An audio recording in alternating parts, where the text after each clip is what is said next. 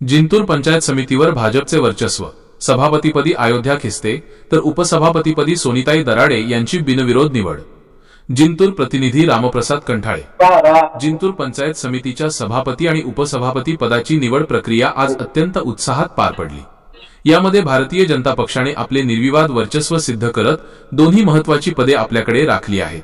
महत्त्वाचे मुद्दे: निवड सभापतीपदी सौ अयोध्या किशोर खिस्ते आणि उपसभापतीपदी सौ सोनिताई माधव दराडे यांची बिनविरोध निवड झाली। पक्षीय बलाबल एकूण 20 सदस्यांपैकी भाजपचे 14 सदस्य निवडून आलेले असल्याने भाजप हा सर्वात मोठा पक्ष ठरला आहे।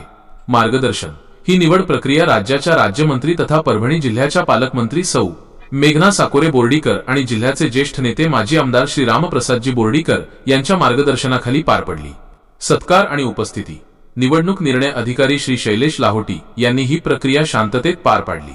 नवनिर्वाचित पदाधिकाऱ्यांचा सत्कार माजी आमदार रामप्रसादजी बोर्डीकर यांच्या हस्ते करण्यात आला।